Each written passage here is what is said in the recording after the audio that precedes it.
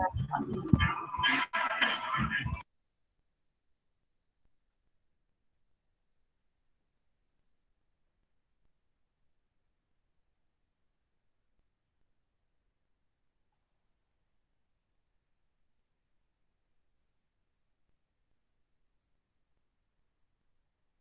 hari ni kita punya pelajaran adalah struktur dan fungsi daun ya. Okay, apa-apa kalau tak ada masalah kita kontak melalui Telegram ya. Bagi siapa yang tak boleh masuk, siapa ada permintaan, siapa nak masuk, kontak cikgu ya.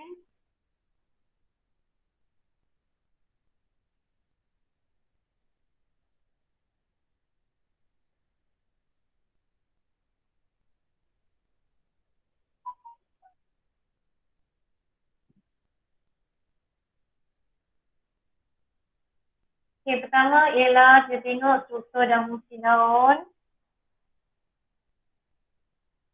Okay, struktur luar daun. Pertama kita ada lamina.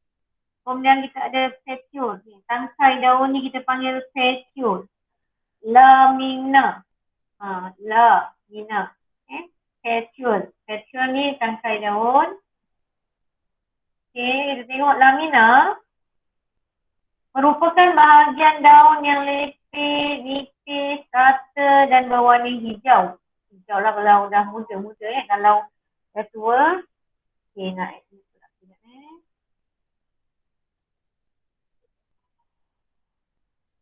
ya. Kawan nak masuk.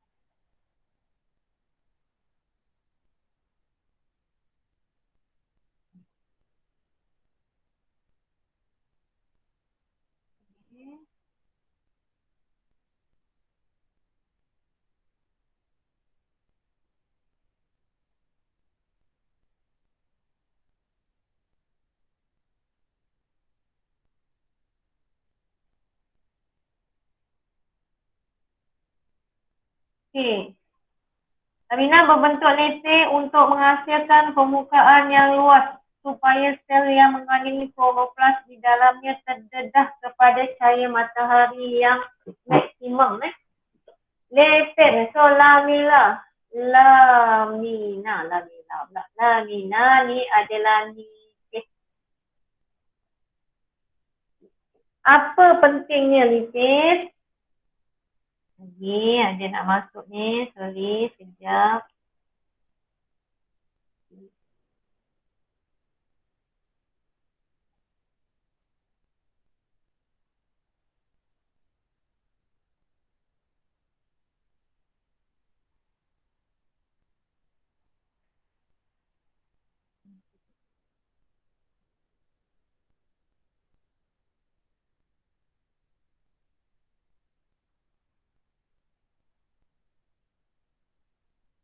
Okay, dia nipis. So, bila dia nipis, dia mempunyai luas permukaan yang luas permukaannya luas. So, luas. Kenapa dia nipis? Supaya dia luas. Luas untuk apa? Supaya sel-sel yang mengandung kloroplas di dalamnya terdedah kepada cahaya matahari yang maksimum. Menyebabkan terdedah kepada cahaya matahari yang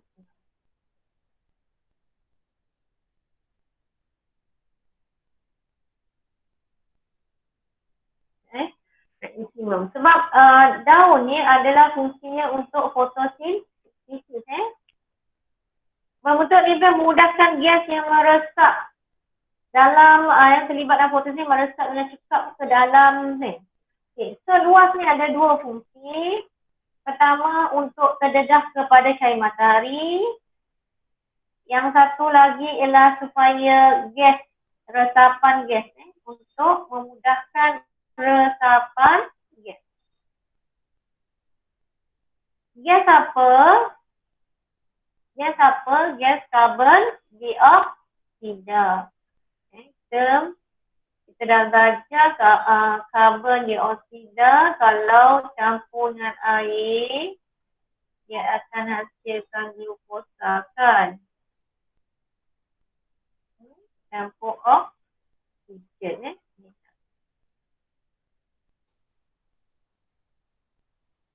karbon dioksida. Sebab untuk cahaya berlakunya proses fotosintesis perlukan cahaya, perlukan klorofil kat sini. So, kenapa kena nipis? Supaya luas permukaannya luas. Luas untuk apa? Supaya terdedah kepada cahaya matahari yang diperlukan untuk fotosintesis. Kemudian kenapa dia menipis? Supaya resapan gas adalah maksimum. Petrol pula. Tangkai. Petrol ni adalah tangkai. Ini lamela. Petrol adalah tangkai daun yang menyambungkan lamela pada batang. Ni batang. Batang yang besar. So, sungai dia adalah untuk sambungkan lamina kepada batang. Kita selalu sebut silap lamela. Lamina. Nama mina pun ni. Petrol ini mengunjur ke dalam lamina membentuk jaringan urat yang menyokong ni. Ini urat ni. Urat daun. Maknanya petrol ni sampai ke dalam. Bila sampai ke dalam lamina dipanggil urat daun. Okey, apa tujuannya? Tujuannya bila ada urat daun dia kuat. Dia boleh tegak. Gitu taklah lenyok gitu kan daunnya. So dia jadi tegang gitu menghadap cahaya matahari. Tujuannya adalah untuk menyokong. Satu dia sambung, kedua adalah untuk menyokong lamina. Gitu. Sekejap.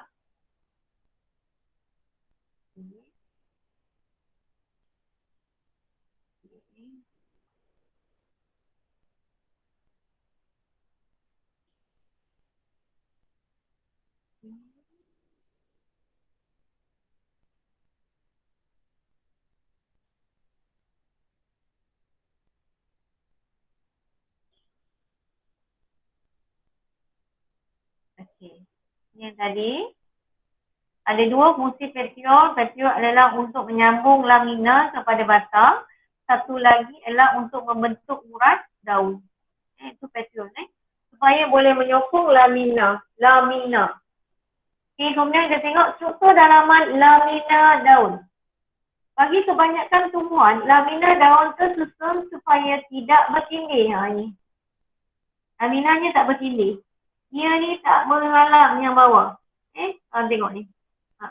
Tengok lagi atas lah. Cuba tengok nanti pergi kat pokok tengok.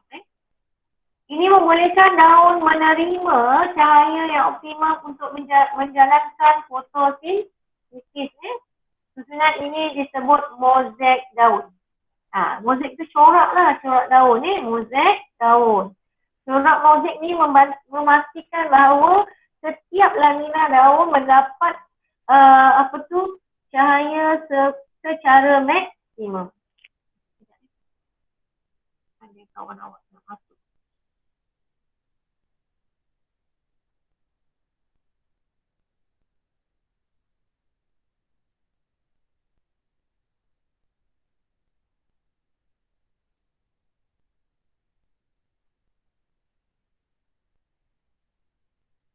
Okay, ini kita buat keratan rentas ni. Kita tengok keratan rentas daun.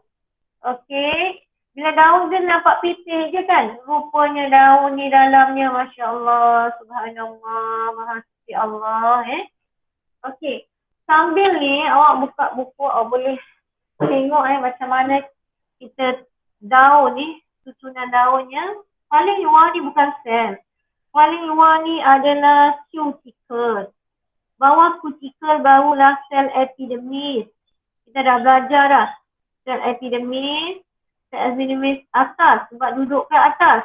Kemudian mesofil palisade, mesofil sponge. Kemudian kita ada berkas vaskular. Okey, dalam berkas vaskular bahagian atas adalah xylem, bahagian bawah adalah phloem. Kemudian kita ada sel epidermis sebelah bawah. Sel pengawal juga adalah sejenis sel epidermis, tetapi sel epidermis yang telah mengalami ubah suai. yang dipanggil sel pengawal. Dan celah-celah dia dipanggil stoma, liang stoma. Okay. Sel pengawal ini mengawal pembukaan dan penutupan liang stoma. Ada ciri khas, walaupun ia ni berasal daripada sel epidermis, sel yang telah mengalami pengubahsuaian, tetapi dia mempunyai ciri khas yang membolehkan dia boleh buka tutup, stoma boleh ditutup dan dibuka. Okay, kemudian ada ruang substomata, ada lubang-lubang ni adalah ruang substomata. Ini adalah ruang substomata. Yang tak ada sel tu adalah ruang substomata ataupun ruang udara. Okey. Ketiak cuticle merupakan lapisan berlilin, kalis air dan lut sinar. So, cuticle. Apa dia? Cuticle berlilin.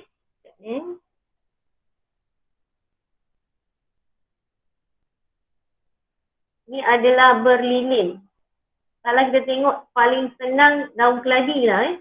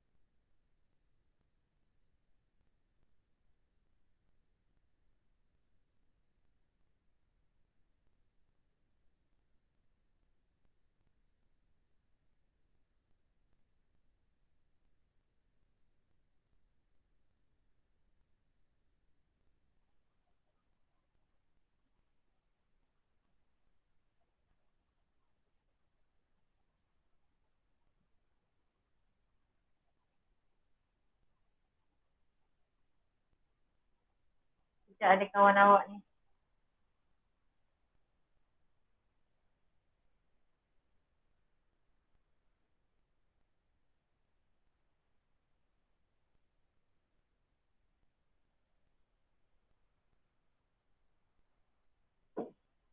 Dah masuk belum ni? Apa namanya ni? Sheila. Dah masuk belum Sheila? Kan respon Sheila? Sheila yang dah masuk belum?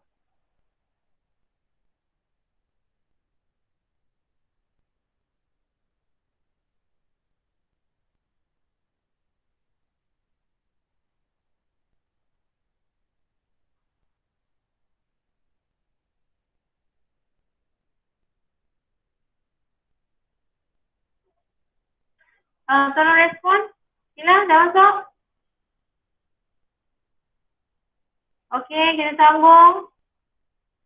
Kenapa Takif? Live meeting. Okey, kita tengok tadi.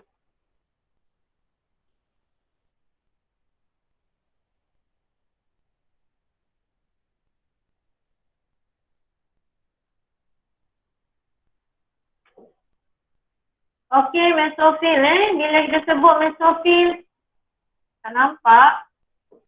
Kenapa tak nampak? Dah nampak belum?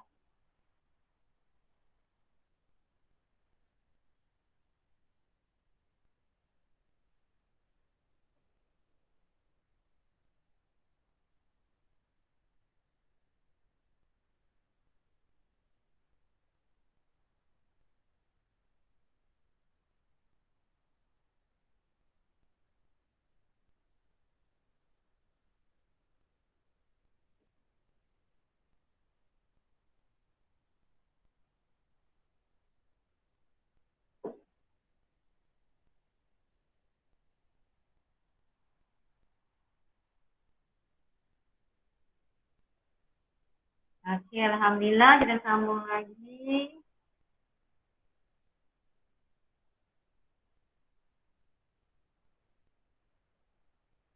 Okey, kenapa ada bunyi lagi?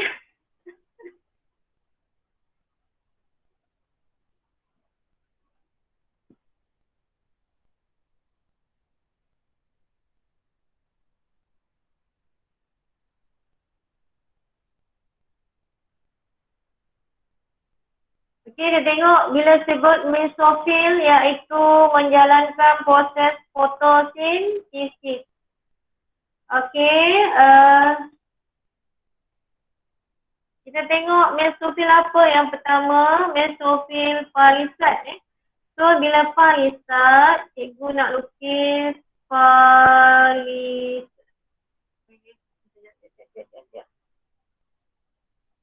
Eraser dulu.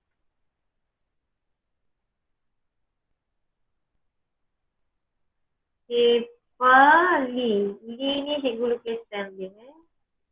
Selnya yang panjang pali.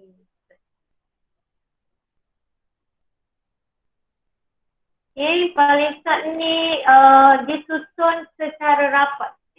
Disusun secara rapat dan padat. Padat. So, kita tukar warna. Padat.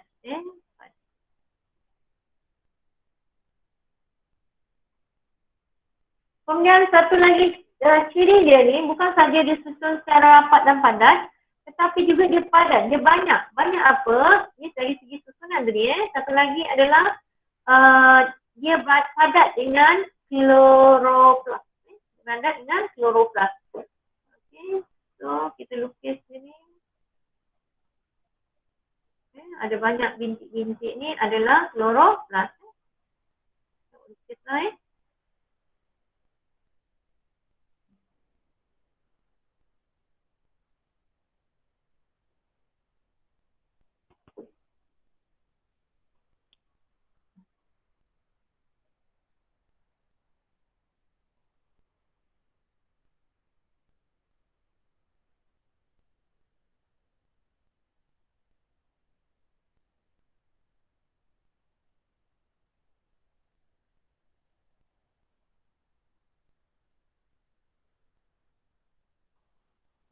Okey, kemudian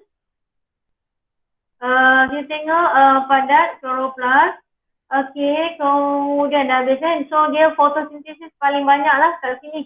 Okey, kemudian kita tengok satu lagi adalah mesofil bersponge.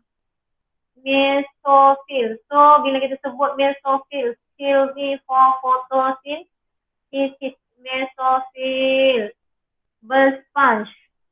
So bersponge. S-P bersponge.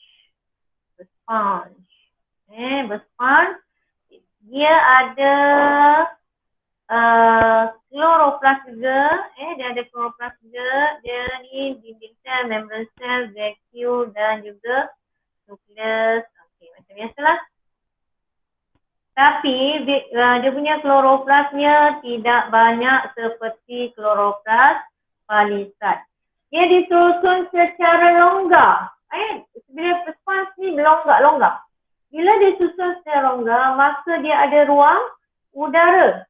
Ruang udara ni untuk apa? Untuk pengaliran gas. Untuk pengaliran gas kat sini. Untuk gas dan juga air. Gas ini karbon dioksida. Supaya karbon dioksida ni nanti dekat sini kan. Karbon dioksida boleh merentas ke ni bisa kata sini karbon dioksida masuk kat ruang-ruang udara ni kan. Dari sini. Dia boleh masuk dekat mesofil bersponge. Mesofil palisat. Sebab mesofil palisat ni nak menjalankan juga proses fotosintesis. Sebab dia paling banyak kloroplast. Kemudian kat sini kalau kita tengok, kita ada xylem. Tadi kita belajar xylem kan. Xylem untuk mengangkut apa? Xylem.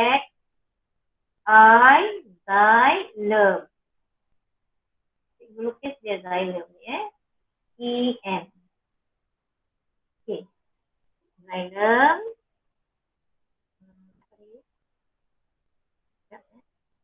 Warna-warna. Okay, dia ngangkut apa? Angkut mineral. Mineral. Dan lagi satu ni boleh jadi W, kata balik water. Okay.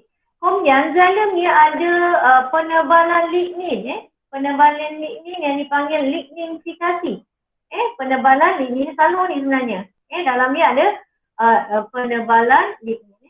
Penebalan lignin yang dipanggil ligninifikasi. Okay. Fungsi lignin ini adalah memberikan mechanical support. Mechanical support ataupun sokongan mechanical kepada xylem. Sebab xylem ni ngangkut air.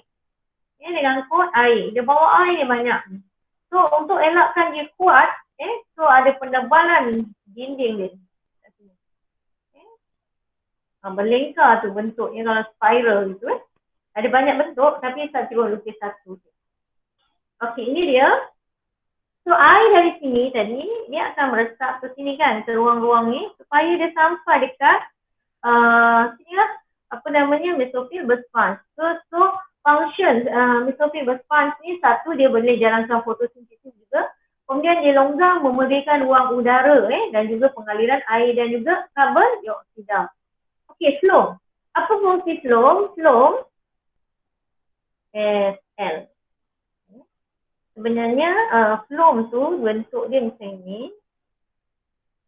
Dia ada tube tapis kat sini.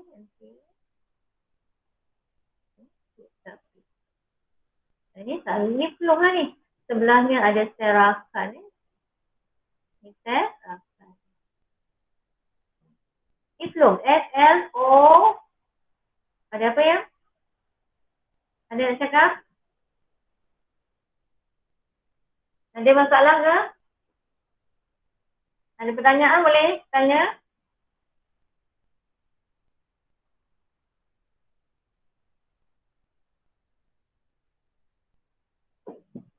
Tak ada masalah? Tak ada. Tak ada okey. Takut apa? Takut keluar. Okey, phloem. Apa fungsi phloem ni tadi? Kalau tadi xylem untuk mengangkut air dan garam mineral. So phloem ni fungsinya adalah untuk mengangkut apa? Kita tak boleh sebut mengangkut makanan. Salah. Untuk bio salah. So kita cakap untuk mengangkut organic material. Organic material ataupun bahan organik. Hasil fotosintesis. Hasil fotosintesis. Dari mana? Daripada, mestilah dari daun sebab fotosintesis ni berlaku di daun.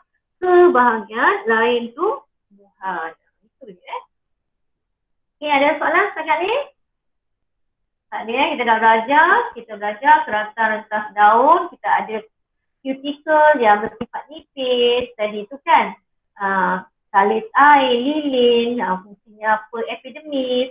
Tak ada kloroplast tapi nipis, boleh tembus, sinar, boleh masuk ke sini. So meja dia macam pengantinnya adalah mesofil palisade sebab dia yang menjalankan proses fotosintesis paling banyak. Okey ni kawan awak ada siapa ni yang masuk.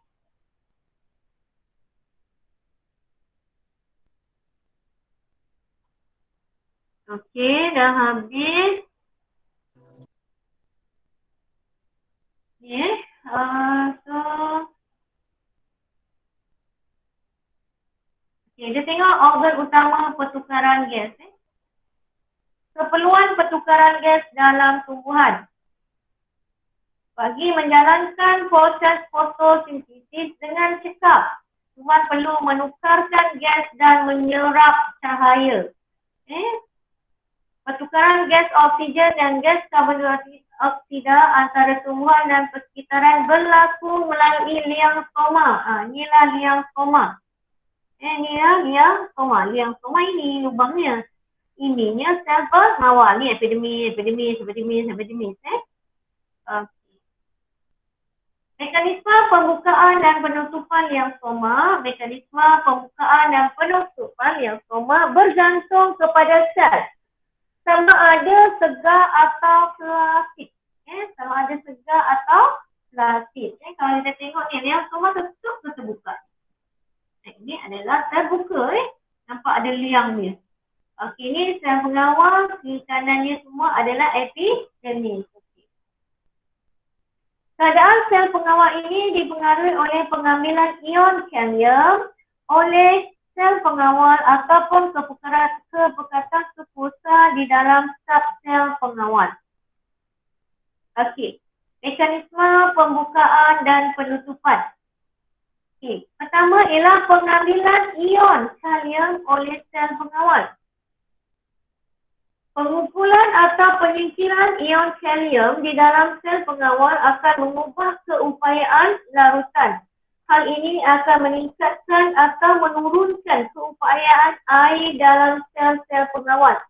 Ingatlah keupayaan air, maksudnya air itu banyak ke sikit. Air akan meresap keluar atau ke dalam sel secara osmosis. Keadaan ini menentukan sama ada sel pengawal menjadi segar atau plastik.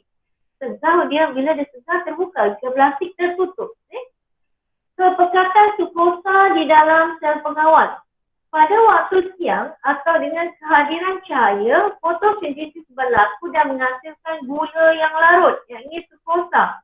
Pada waktu malam, semasa tiada cahaya, gula yang terhasil dalam sel pengawal telah ditukarkan kepada kalsium. Okey, kita tengok pembukaan stoma. Okey, pertama, tengok liang stoma tertutup. Ni adalah sel pengawal. Ini apa? Liang stoma ni yang ini tahu, yang tengah. Gambar ni betul lagi. Ini adalah sel pengawal. Sel pengawal. Okey. Liang stoma tertutup. Mula-mula. Okey, bila ada cahaya, kita tengok pertama.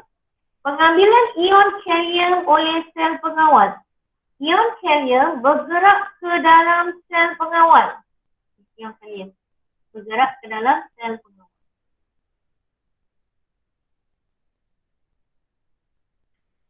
Okey, keupayaan larutan di dalam sel pengawal meningkat. Keupayaan air di dalam sel pengawal menurun. Keupayaan larutan. Larutan tu maknanya kalium tu lah keupayaan air pula, air tu jadi kurang. Molekul air dari sel epidermis masuk ke dalam sel pengawal secara osmosis.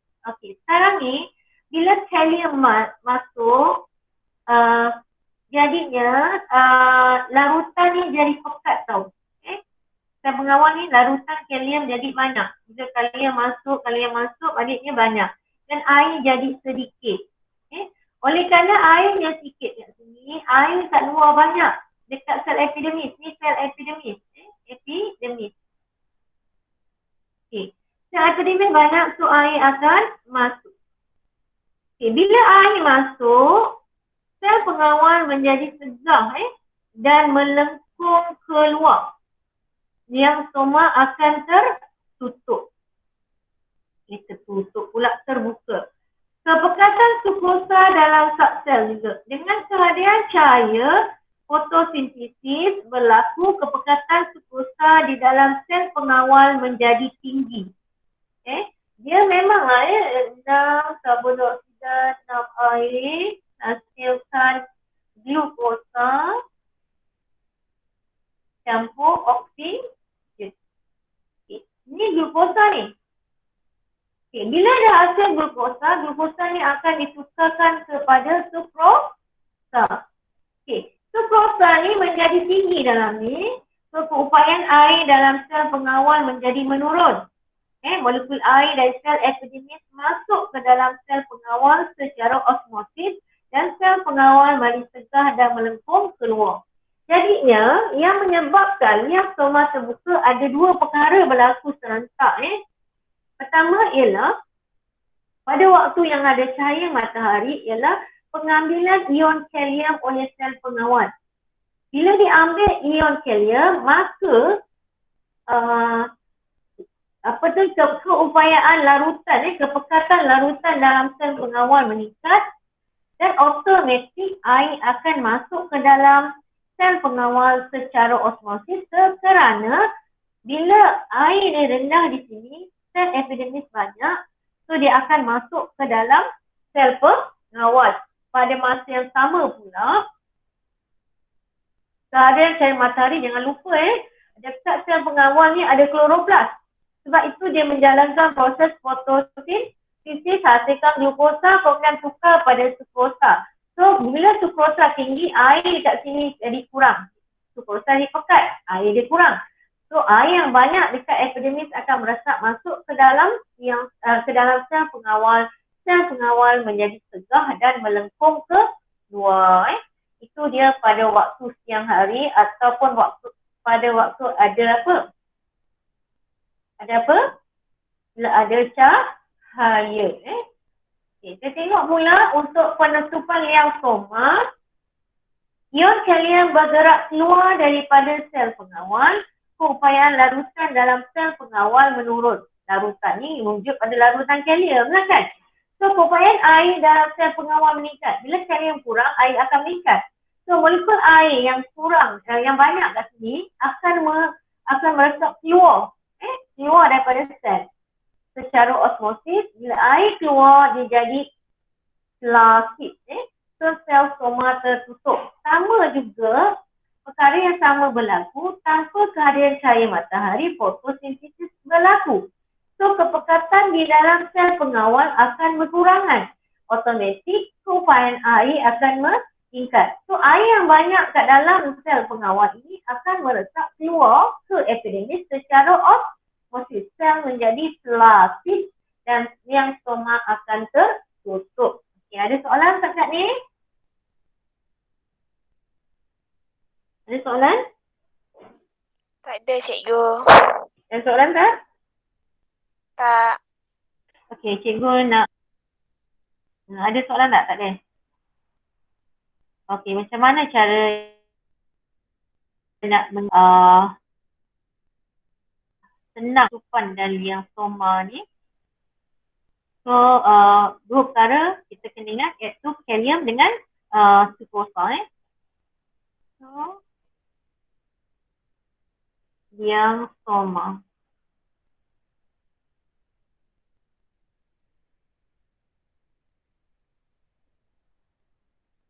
Yang soma. So dia mesti melibatkan apa? Sukosa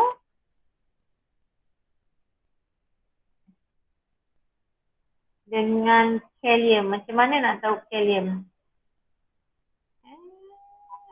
Sodium, kalau sodium ada. Kalium tak ada. Satu lagi adalah potasium, iaitu kalium. Tak tahu nak masuk kat mana. Yang penting ada dua. Kalium kat sini dia akan kalau untuk terbuka, kalium akan masuk kan? Betul tak? Kalium akan in. So kalium in. Okay, ini kalau ada cahaya matahari. Buatlah gambar matahari. So dia kat sini dia segah Dia segah water in. Water in. Apa water? Ini water. Kalium in, water in. Okay. Okay, ada soalan sini tak ada? Okay, kita tengok pada kesan kekurangan air dalam tumbuhan terhadap pembukaan dan penutupan yang soma. Maksudnya kalau air kurang apa jadi? Tumbuhan segar, tumbuhan layu. Ada dua keadaan. Pertama adalah tumbuhan segar. Apabila tumbuhan mendapat air yang mencukupi, sel pengawal menjadi segar. Sel pengawal mempunyai dinding dalam yang lebih tebal dan kurang elastik berbanding dinding luar.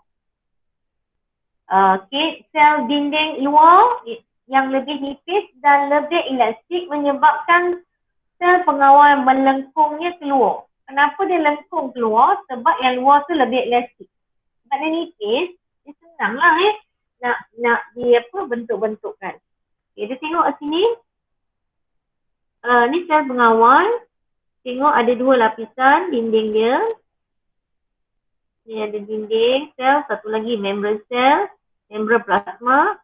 Kemudian dia ada dua jenis. Satu dinding dalam, tebal. Dinding luar yang nipis. So yang boleh melengkung tu adalah dinding luar yang nipis. So dinding dalamnya tebal dan kurang elastik. So tebal dan kurang elastik, luar nipis dan lebih nipis. Okey. Umpamanya tangan kita ni. Okey, macam gini kita tengok. Yang ini adalah bahagian dalam, yang hitam tu. Ini adalah bahagian luar. So kalau dia melengkung keluar, dia akan terbuka lah. Jadi kalau dia tak melengkung, dia plastik. Jadi dia tertutup. Dia bila kita melengkungkan dia, luar dia melengkung keluar, baru ada liang stoma. Betul? Tak pun kalau tak nak pakai jari. Tak nak pakai tangan dia susah, pakai jari. So kalau ni plastik, liang stoma plastik. Kalau ini liang stoma plastik pula. Sel pengawal plastik. Sekarang ni sel pengawal apa ni? Sudah. Okey. Okey, sel pengawal punya dinding sel yang tebal ni kita dah terangkan. Kita tengok tumbuhan dia tegak. Okay, apabila tumbuhan berkekurangan air, sel pengawal menjadi flasid. Dinding sel luar yang nipis dan lebih elastik menyebabkan sel pengawal hilang kesegahan dan liang stoma tertutup. Kalau kurang air, tumbuhannya layu. Okey. Organ utama transpirasi. Transpirasi, kenapa perlukannya proses transpirasi dalam tumbuhan? Transpirasi adalah proses kehilangan air dalam uap air, dalam bentuk uap air secara sejatan dari tumbuhan ke atmosfera. Okey, transpirasi.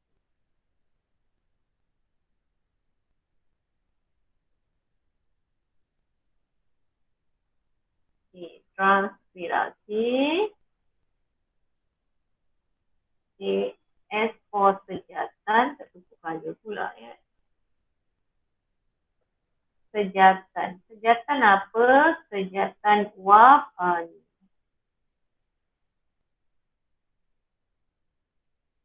Uap air. Dari mana? Dari tumbuhan ataupun daun ke atmosfera. Dari tumbuhan ke atmosfera. Sejatan air daripada tumbuhan ke atmosfera. Walaupun transpirasi berlaku pada organ batang dan bunga, namun 90% air tersejat melalui liang stoma yang terdapat pada daun. So, paling banyak adalah pada daun melalui liang stoma. Sekali lagi, stoma. Melalui liang stoma. Liang stoma ni ada kat mana? Kat daun. 90%. 90%. Walaupun boleh kat tempat lain. Okey, faktor yang mempengaruhi transpirasi, pertama keamatan cahaya, kedua kelembapan relatif, ketiga suhu dan keempat pergerakan udara. Tengok keamatan cahaya. Apabila keamatan cahaya meningkat, kadar fotosintesis juga akan meningkat sehingga ke tahap maksimum. Maknanya kau tambahlah keamatan cahaya pun, tambah terang-terang lagi pun, dia tak boleh naik. Dia statik dah maksimum dah. Okey. Semakin tinggi keamatan cahaya, semakin tinggi kadar transpirasi. Sekiranya keamatan cahaya bertambah, kadar transpirasi akan meningkat hingga menjadi malar. Kadar transpirasi menjadi malar kerana kelembatan relatif udara, suhu dan pergerakan udara adalah faktor penghat. Okey. Kelembapan relatif. Kelembapan relatif. Maknanya kalau kelembapan relatifnya rendah, airnya sikit. Kalau kelembapan udara relatif udaranya tinggi, airnya banyak. Air, buat air dekat udara tau. Okey. So, bila kelembapan relatifnya rendah, ini rendah, bermakna kering. Ini tinggi, bermakna dia lembab, udara lembab. So, bila kering, kadar transpirasi adalah tinggi. Bila rendah, kadar transpirasi adalah rendah. Bila lembab, kadar transpirasi adalah rendah. Semakin rendah kelembapan relatif udara semakin cepat uap air tersejat daripada yang stoma, oleh itu semakin tinggi kadar transpirasi. Suhu. Suhu, apabila suhu meningkat, tenaga kinetik molekul air dan ini akan meningkatkan kadar transpirasi. Bila molekul air itu bergerak dengan lebih pantas, dia boleh lebih mudah tersejat daripada permukaan daun. Pergerakan udara, kelajuan angin sikit, maknanya udara tenang. Udara tenang. Kemudian sini adalah udara, udara bergerak atau berangin lah. Berangin. Okay. Semakin dia berangin, semakin tinggilah kadar transpirasi. Okay. Organ utama fotosintesis. Ini sejarah fotosintesis, tapi sebelum tu cikgu nak cerita juga tentang ni pergerakan molekul udara ni. Okey. Ini mungkin ringkas sangat, tapi kita tengok ini adalah epidermis, ini adalah liang stoma. Okey, kenapa bila udara bergerak, kadar transpirasinya adalah, okey. Bila kita sebut kadar transpirasi, maknanya air kat sini. Air kat sini. Okay, misal katalah sekarang ni, tak naklah cikgu just air tu. Padam dulu.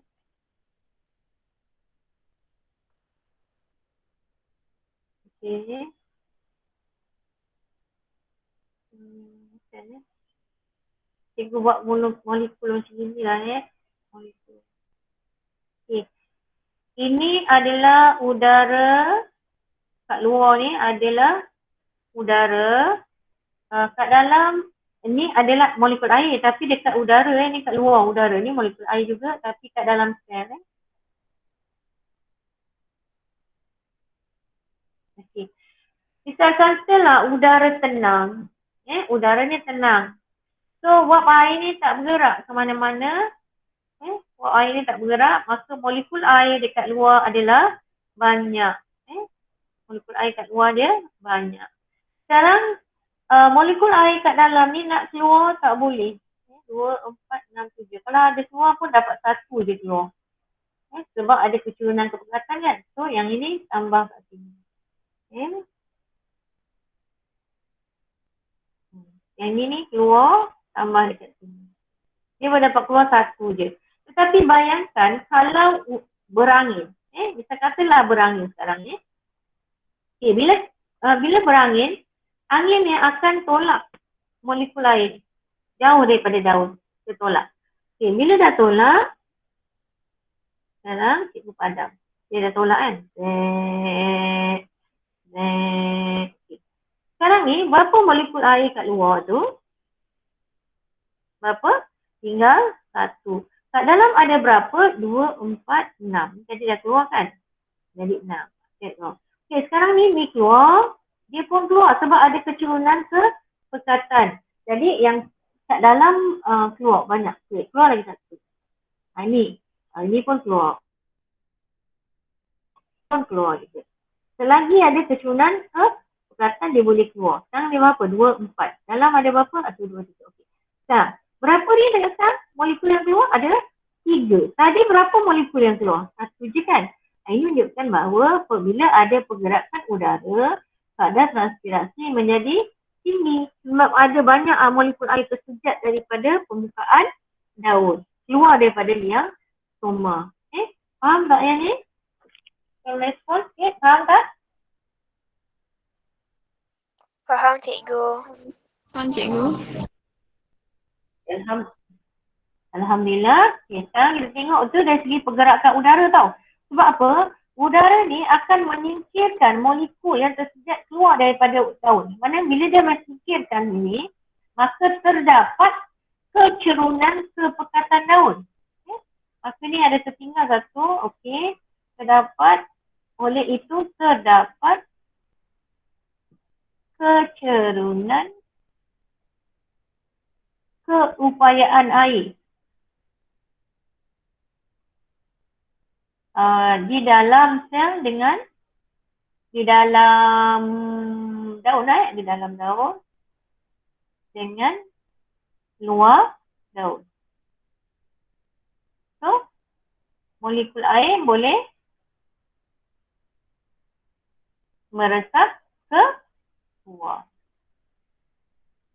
dengan lebih banyak. Okey. Kita tengok pula yang suhu. Okey, suhu. Suhu melibatkan tenaga kinetik. Melibatkan tenaga kinetik. Okey. Sebab apa? Molekul air ni akan meresap tenaga haba daripada persekitaran menyebabkan molekul air bergerak dengan lebih pantas. Bergerak dengan lebih pantas. Ini menyebabkan lebih mudah dia tersejat. Okey, kelembapan relatif. Kelembapan relatif ni cara nak terangkan pun sama juga. Liang stoma. Okay. Kelembapan relatif udara. Maknanya molekul air, bisa kata nak ni kelembapan relatif yang tinggi. Maknanya udara lembap. Molekul air dekat luar daun banyak. Ini kat dalam daun. Okey. Terdapat tak kecurunan keupayaan air antara dalam dengan luar? Tak dapat kan? Dia tak boleh nak keluar. Dia terpaksa menentang kecurunan kepekatan. Okey. Kita tengok satu lagi keadaan. Di sini adalah kelembapan relatif udara yang rendah. Rendah maknanya air kat luar ni sikit.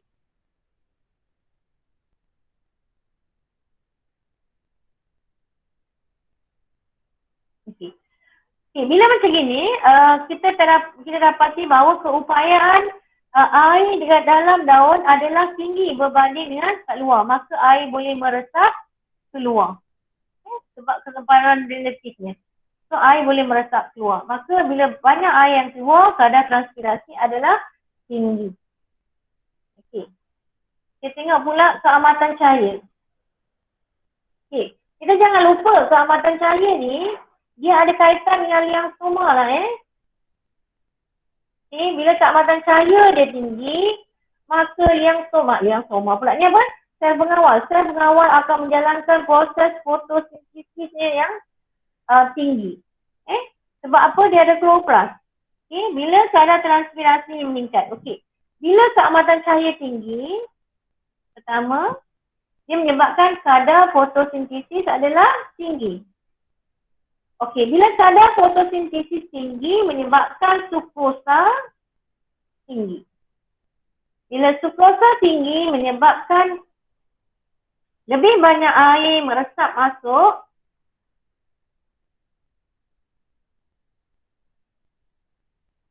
ke dalam sel pengawal.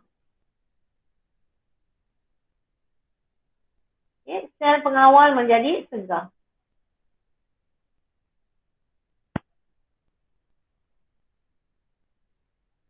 Jadinya kalau cahaya mataharinya banyak, sel pengawal segar, sangat segar, dia sel yang stoma ni lebih besar.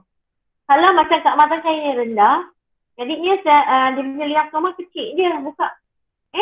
Maka bila liang stoma segar, sel pengawal segar, maknanya liang stoma menjadi terbuka. Lebih besar. Kalau dia keamatan cahaya lebih tinggi, maknanya lebih besar. Okey, lebih banyaklah uap air boleh tersejat. Sebab itulah bila keamatan cahaya tinggi, maka dia ada kaitan dengan fotosintesis, ada kaitan dengan liang sel pengawal. Okey. Habis. Okey, kita tengok kepada organ. Sejarah ni telah menjalankan untuk menguji bahawa tumbuhan mendapat makanan daripada tanah. Eksperimen menunjukkan bahawa tumbuhan membebaskan oksigen ke atmosfera. Eksperimen Baptista van Helmont. Okey. Dia buat apa? Anak pokok beratnya 2.3 kg. Tanah kering 90 kg. Air disiram selama 5 tahun. Berat pokoknya 77 kg. 90 kg tanah kering. Tanahnya tak berubah. Tapi pokoknya berubah. Maka dia cakap, so kesimpulan dia tadi, dia cakap, pokok membesar hanya menggunakan air yang disiram, bukannya air daripada tanah. Maknanya air yang disiram berulang menyebabkan pokok membesar. Joseph Presley pula, seekor tikus diletakkan dalam balang kaca yang terbalik.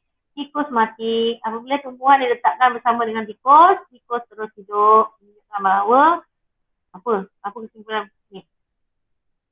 Tumbuhan membebaskan oksigen. Okey, penyesuaian struktur dalaman daun sesuai dengan proses fotosintesis. Okey, pertama, fotosintesis memerlukan pigmen klorofil untuk menyerap tenaga cahaya daripada matahari, karbon dioksida daripada atmosfera dan air dari tanah. Gas oksigen pula dibebaskan sebagai hasil sampingan selain daun yang merupakan organ fotosintesis, batang muda dan bahagian lain tumbuhan berwarna hijau juga dapat menjalankan proses fotosintesis. Okey, epidermis atas dan epidermis bawah. Kutikel berlilin yang bersinar pada epidermis atas dan epidermis bawah membenarkan cahaya matahari menembusi epidermis atas dan epidermis bawah. Kutikel ni dia bersinar, dia benarkan masuk. Kehadiran stoma di epidermis bawah apabila terdapat cahaya, stoma akan terbuka dan membenarkan pertukaran gas. Disulfid falinsat pula padat, P untuk padat. Saya dengan padat dengan kolesterol. Disusun rapat-rapat dan padat. Klorofil mempunyai klorofil. Klorofil menyerap tenaga cahaya untuk fotosintesis.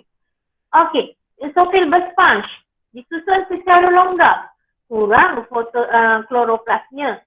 Fungsi banyak ruang udara ni, kerana dia susun secara longgar, maka dia banyak ruang udara. Tujuannya untuk apa? Membenarkan pertukaran gas berlaku dengan cekap semasa fotosintesis ni bersponge. Ini falinsat tadi. Ini epidermis. Epidermis ni dia bersifat nipis dan bersinar. So kutikel juga nipis. Kutikel bukan sel. Epidermis sel. So dia nipis ni, tembus. Okey. Kita kemudian tengok berkas vaskular ni ulangan juga. Xylem mengangkut air dan garam mineral yang diserap oleh akar ke daun. Flow mengangkut. Cikgu cakap tadi organic material bahan organik hasil fotosintesis. Sukrosa ini adalah hasil fotosintesis dari mana? Dari daun ke seluruh tumbuhan. Ini adalah struktur Ini adalah struktur. Kita belajar dulu masa tingkatan 4. Dia ada dua membran. Satu membran luar, satu membran dalam. Sebab itu kita lukis. Ada dua membran. Kemudian kita ada apa? Kita ada ni dulu kita ada thylakoid. Kita ada thylakoid ni banyak-banyak dipanggil granum. Kemudian kita ada lamella. Ni lamella. Sambungan antara dia tu lamella. Tadi lamina. Ni lamella Lamella ni pun kita macam ada jumpa dekat ikan. Ingat tak? Kemudian cecair dia ni, cecair yang macam kata kita sitoplasma kan. Tapi ini adalah dalam kloroplas dinamakan stroma. Dinamakan stroma. Satu selalu kita lukis ni kan. Ini betul. Ini kan. Ini adalah granum. Yang struktur granum semua ni lamella, ni stroma. Stroma. Ini granum. Kloroplas mengandungi klorofil untuk menyerap cahaya matahari dan menukarkannya kepada tenaga kimia semasa fotosintesis, iaitu glukosa kan tadi. Kloroplas terdiri daripada thylakoid, granum, stroma dan lamella. Thylakoid kantung berbentuk cakera yang mengandungi klorofil. Di membran thylakoid terdapat pigmen fotosintesis yang merangkap tenaga cahaya. Pigmen tu klorofil lah. Terdapat tindak balas berdasarkan cahaya akan bersandarkan cahaya berlaku dalam thylakoid. Apa itu tindak balas bersandarkan cahaya? Sebab bersandarkan makna perlukan cahaya. Granum pula timbunan cakra thylakoid yang tersusun membentuk lapisan. Susunan ini meningkatkan luas permukaan sintesis. Bila berlipat-lipat tu memanglah untuk meningkatkan luas permukaan. Stroma pula benda tidak berwarna yang mengelilingi granum. Tapak tindak balas tidak berdasarkan cahaya yang menghasilkan glukosa. Tadi ini berdasarkan cahaya. Ini tidak berdasarkan cahaya. Tindak balas berdasarkan cahaya dan tindak balas tidak berdasarkan cahaya. Tindak balas berdasarkan cahaya berlaku pada thylakoid. Pada apa? Thylakoid. Tindak balas tidak berdasarkan cahaya berlaku di stroma. Okey. Pertama ialah dia tengok tindak balas berdasarkan cahaya berlaku di thylakoid. Pigmen fotosintesis di permukaan thylakoid akan menyerap tenaga cahaya. Tenaga cahaya akan menguja elektron dalam pigmen klorofil ke arah yang lebih tinggi. Elektron yang teruja daripada klorofil tadi akan melalui satu siri pengangkut elektron. Tenaga daripada elektron digunakan untuk menghasilkan bentuk ATP. Elektron akhirnya akan diterima oleh penerima elektron terakhir iaitu NADP plus. NADP plus seterusnya bergabung dengan hidrogen daripada fotolisis air membentuk NADPH yang merupakan ejen penurun. Pigmen klorofil menarik elektron daripada air melalui fotosintesis untuk kembali stabil. Fotolisis adalah proses di mana molekul air terurai membentuk ion hidrogen dan ion hidroksida dengan kehadiran cahaya dan klorofil. ion hidroksida kehilangan elektron dan membentuk gas oksigen dan juga air. So, pertama ialah klorofil. Ini klorofil.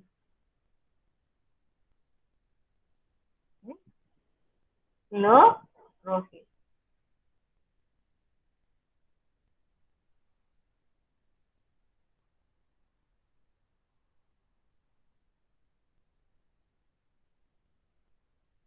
Ini klorofil.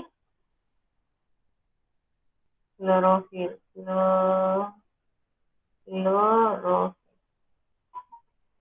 Okey. Bila klorofil diserap tenaga cahaya, menyebabkan elektron ini akan teruja. Elektron akan teruja daripada klorofil. So, elektron ni teruja, dia keluar daripada klorofil.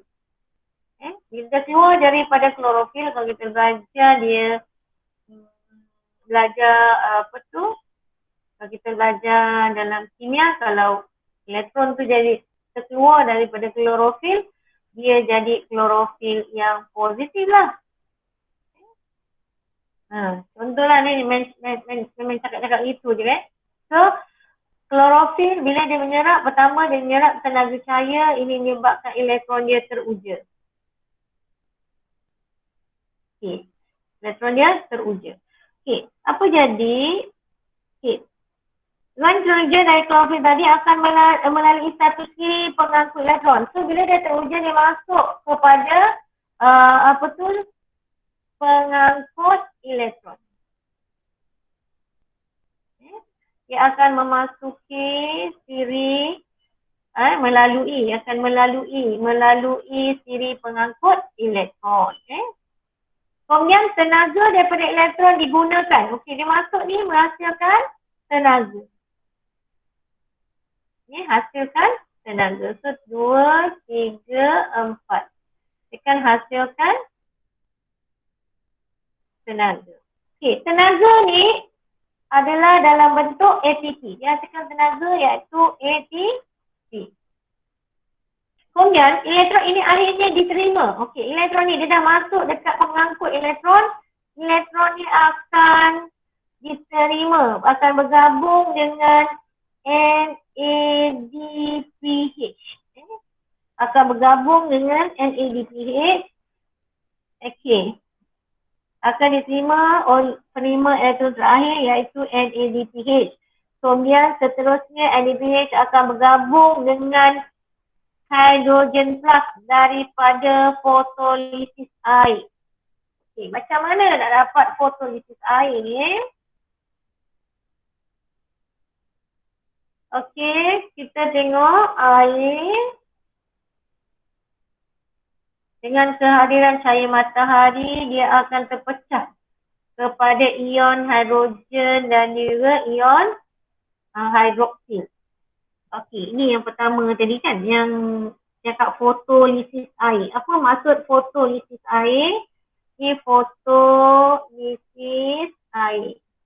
Bermakna air dipecahkan kepada ion hidrogen dan juga ion hidroksida. Okey, kemudian dia cakap NADPH seterusnya bergabung dengan ion hidrogen. Dan juga elektron daripada ni. Campur dengan ion hidrogen. Okey, merupakan membentuk NADPH. Barulah membentuk NADPH.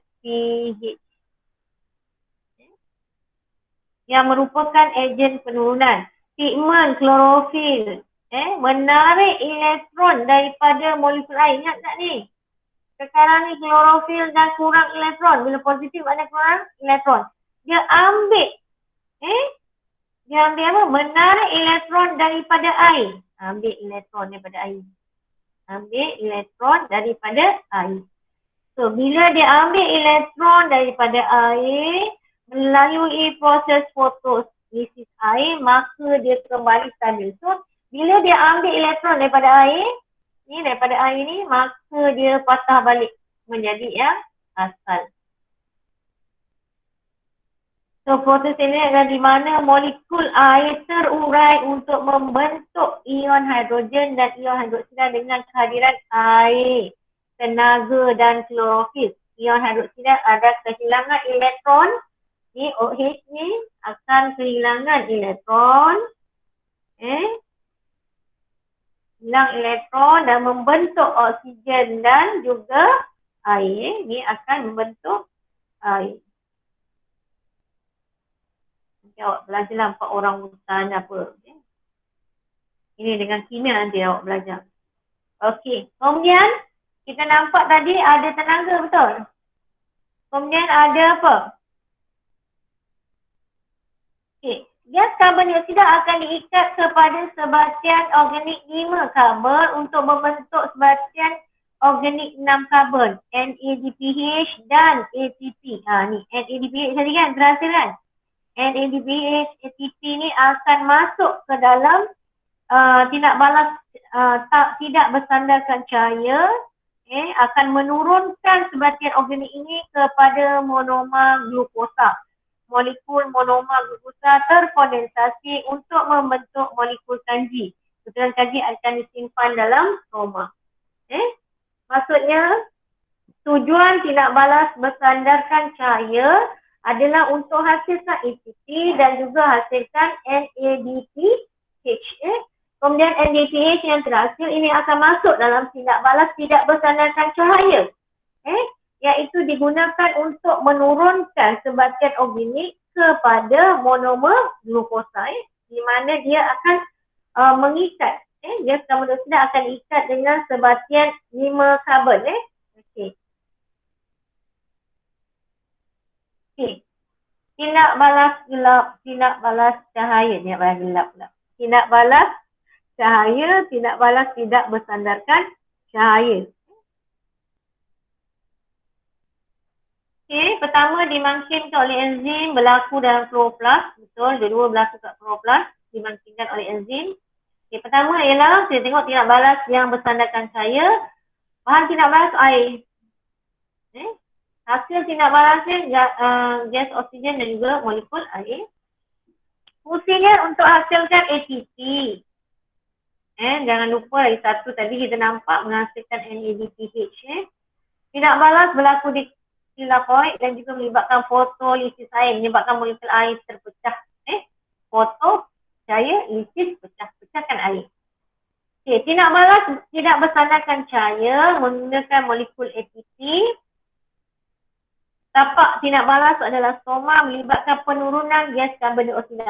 Karbon dioksida itu diturunkan dengan kehadiran NADPH tadi. So, bahan tindak balas ialah karbon dioksida. Hasil tindak balas adalah glukosa. Faktor yang mempengaruhi kadar fotosintesis, kepekatan karbon dioksida, keamatan cahaya, suhu dan juga apa? Okey. Ada berapa perkara? 3 perkara. Kepekatan gas karbon dioksida, keamatan cahaya, suhu. Okey.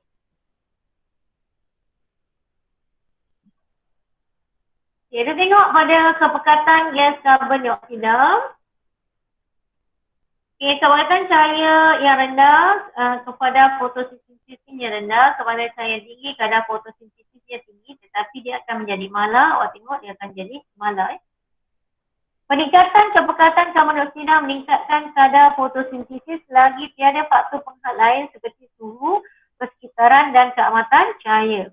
Pada titik T, kadar fotosintesis menjadi malar. Kenapa? Apabila kepekatan karbon dioksida meningkat selepas titik T, kadar fotosintesis tidak berubah. Ini kenapa? Kerana keamatan cahaya menjadi faktor penghat. Okey. Sebab bila kita kaji kepekatan karbon dioksida, kita akan gunakan kepekatan keamatan cahaya kita malarkan kan. Okey, jadi keamatan cahaya lah yang menjadi faktor penghat sebab keamatan cahaya ni dia hasilkan ATP. Dan juga dihasilkan NADPH yang akan menurunkan karbon dioksida, betul? So bila kita guna ni, makin kita tambah kepekatan karbon dioksida, yang kurang kat sini adalah keamatan cahaya kan, keamatan cahaya dia kurang. Okey, bisa katalah keamatan cahaya ni dia boleh hasilkan 4 itu. 4 ATP dengan 4 ADPH, bermakna hanya 4 karbon dioksida lah yang boleh diikat, diturunkan menjadi faktor penghat. So, kalau nak tambahkan lagi, karbon dioksida dia banyak, kita boleh tambah-tambah. Tapi ATP ni maksimum dia 4 je dengan NADPH. Jadi yang boleh terikat dengan karbon dioksida dia 4 je. So kalau kita nak tingkatkan dia, kita kena tingkatkan keamatan cahaya. Kalau keamatan cahaya pula, sama juga. Yang jadi faktor penghatnya adalah karbon dioksida. Terbalik saja. Terbalik saja. Okey. Cahaya diperlukan untuk tindak balas bersandar. Cahaya diperlukan untuk tindak balas bersandar, di mana bila kepekatan gas karbon dioksida dan suhu ada malas, kadar fotosintesis akan meningkat sehingga mencapai takat maksimum pada waktu tengah hari. Waktu tengah hari. Suhu pula sama, tindak balas dan fotosintesis dimaksudkan oleh enzim. Oleh sebabnya perubahan suhu persekitaran akan mempengaruhi tindak balas enzim. Okey, suhu optimum berbeza-beza untuk tumbuhan adalah 25 hingga 30 tau. Kalau kita 37 kan, dia 25 hingga 30. Itu suhu optimum dia. Suhu akan terlalu tinggi akan mengaslikan enzim dan proses fotosintesis akan berhenti. Okay. Kesan perubahan keamatan cahaya dan warna cahaya terhadap kadar fotosintesis. Kita tengok kat sini ada klorofil A, klorofil B. Okey. Klorofil A ni dia boleh menyerap cahaya pada panjang gelombang 400, antara 400 hingga 450. Klorofil A, kalau klorofil A lah. Klorofil B pula dia boleh menyerap cahaya pada klorofil B pula dia boleh menyerap cahaya pada antara sini kan, pada 650 lah. Ini klorofil B, kalau klorofil A pada sini, dan A ada 2 ada 2 panjang gelombang. Itu juga ada B. B pun ada 2. Okey, kadar fotosintesis adalah tak sama sepanjang hari. Selain faktor keamatan cahaya, kadar fotosintesis juga dipengaruhi oleh warna cahaya. Spektrum cahaya terdiri dari 7 warna mak 2 kuih Haji Bakar Ingontong. Setiap warna ini mempunyai panjang gelombang yang berlainan. Kadar fotosintesis paling tinggi adalah dalam cahaya merah dan juga cahaya biru. Ini cahaya merah. Ini cahaya biru. Titik pampasan.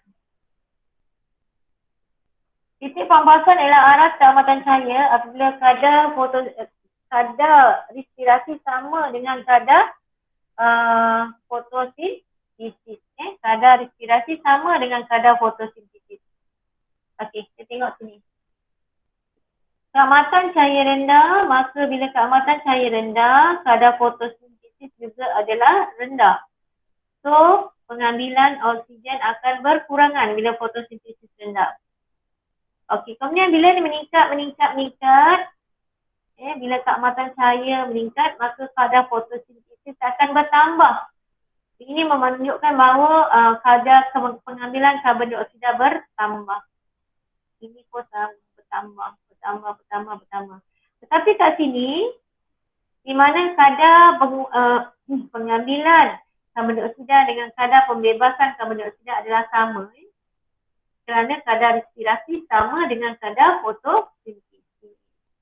So, untung bersih dalam glukosa, kadar respirasi melebihi kadar respirasi. Kat sini, kadar fotosintesis lebih daripada respirasi.